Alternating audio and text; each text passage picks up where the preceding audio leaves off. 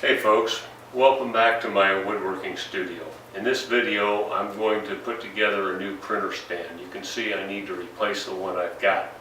But more so, it's going to be an effort for me to practice building what I call a double-blind dovetail joint. I saw this joint in the November 2018 issue of Wood Magazine under an article on a dovetail keepsake box.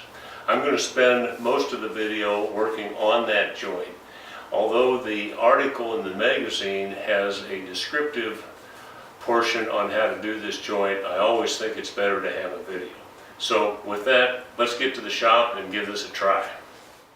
The first step was to prepare the material for the basic box. The box is made out of 3/4 inch stock. It's 12 3/4 inches deep. It is 8 inches high and 20 1/2 inches long. I put together 3 members to form the panels for the box. I'm never sure whether or not you need to put any biscuits in a joint like this, but I went ahead and put several number 20 biscuits in just to make sure. Glue up was pretty straightforward. Just a quick note, I keep this 3-inch roller sealed in a Ziploc bag, just the head of it under the bench. I'm able to keep that roller fairly moist and only need to change it probably twice a year. A few calls just to make sure everything stays straight, and then we're good to go. The frame and legs are finished dimension 1 1/4 square. Here I am gluing up 3/4 inch stock to make that material. Here I am cutting the panels that I'm going to use to make the box to final width of 12 3/4 inches. Why 12 3/4 inches? I've got a 13-inch planer. At the same time I planed the material for the box to thickness. I also planed plenty of material to use for testing the dovetail joinery. Your test material does not have to be the same material that you're building your project out of. Here I'm just using knot-free pine that I got from the big box store. A quick note here, while cutting the pieces to length for the box, I did not use the fence as a guide. You should never use the fence for a guide if the material distance from the fence to the blade is longer than that that's resting against the fence. Otherwise, you're likely to get a kickback. I'm ready to set up and make the joint now. Here I've got the top and the bottom, the 2 end pieces, material to make the what I'll call the joint spline with, and plenty of practice material, all cut to the same thickness. Here you can see several of my test joints. It really pays off to get this exactly right.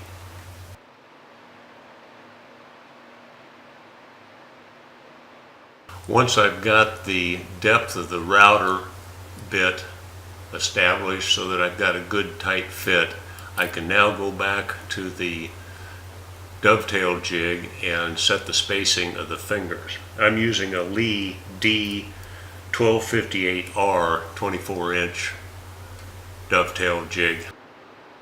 I'm using 3/4 inch material, and I've decided to leave a 1/4 inch board thickness below the bottom of the socket.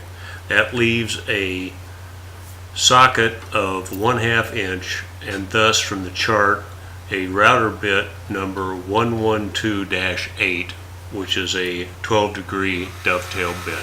The process of making this joint is cutting 2 half-blind dovetails twice. The first time you assemble the joint and then trim off the tail socket board flush, and then repeat the joint.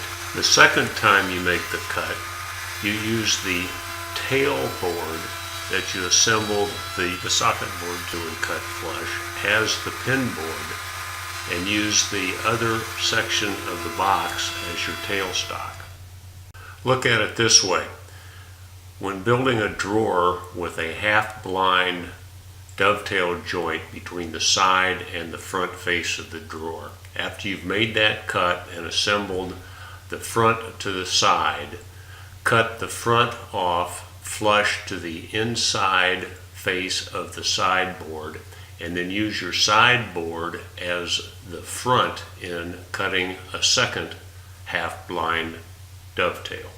This will all be apparent as I go through the process of building this joint. So here we go. The first step is to cut the tails on the two end portions of the box. After I've cut the tails, I install the corner spline board and get ready to cut the tail sockets. To cut the tail sockets, I need to flip the finger assembly over.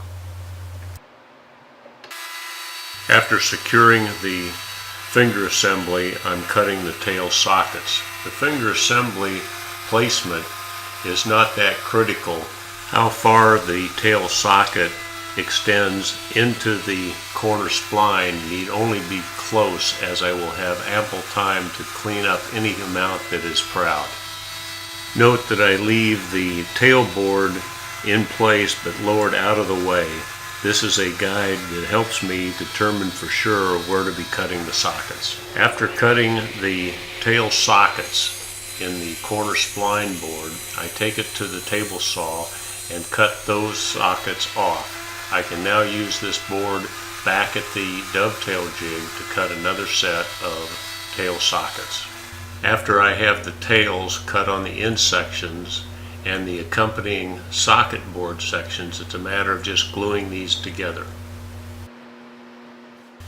As I mentioned previously, the setting of the finger assembly at the dovetail jig is not that critical, as I now have the ability to trim the socket board off flush with the ends of the box.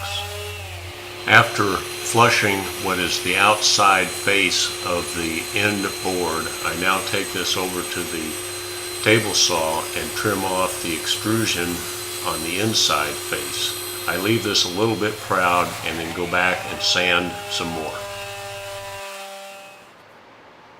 So I've set the end piece of the box back at the dovetail jig with the outside surface of the end piece facing down, and I'm now cutting slots in each of those pieces so that the top and the bottom will then slide into the end pieces.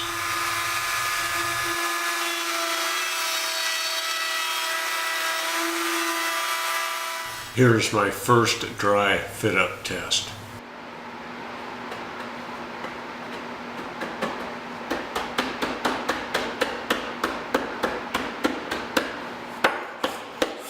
Let's jump over to the frame and legs section. Here I am cleaning up the glued up members. I ran these through the thickness planer to final size them. I made notations as to where I was going to cut them. I cleared the decks and went about to cut these to length.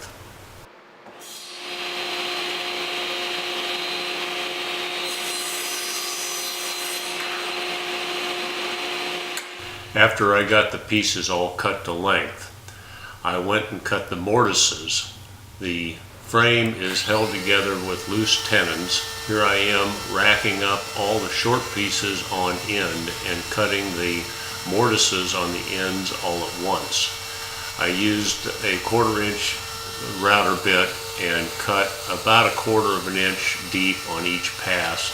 I think I went about 3/4 inch deep on each end of the loose tenon. The vertical members I was able to just lay on the workbench and use my jig to cut them. This was a pretty straightforward and simple cut.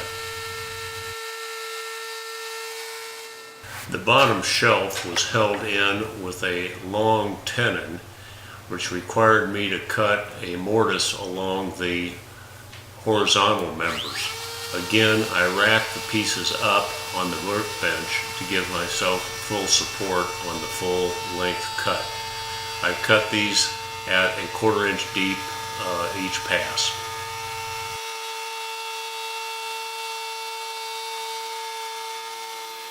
I did not take the effort to put in the dado blades to cut my two tenons. Here I am making multiple passes with the regular saw blade.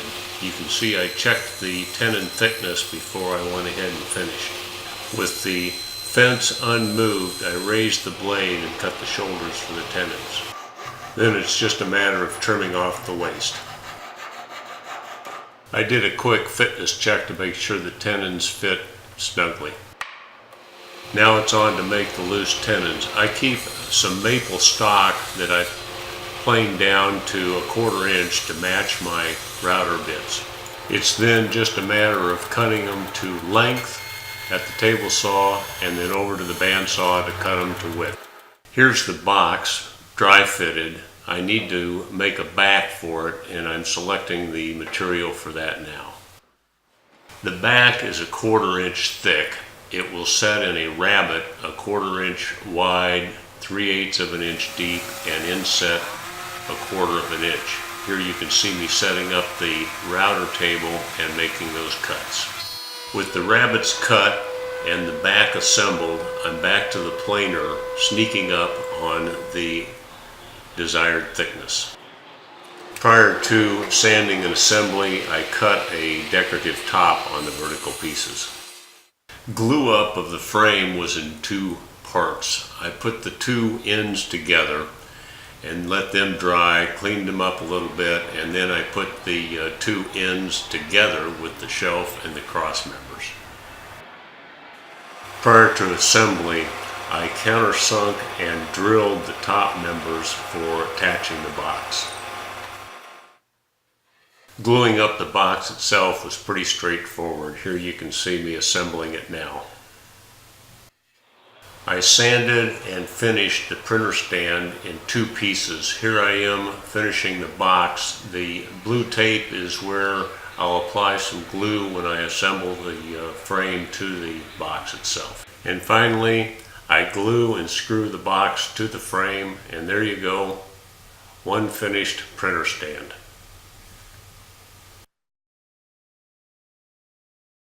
As always, folks, thanks for watching and taking interest in the projects.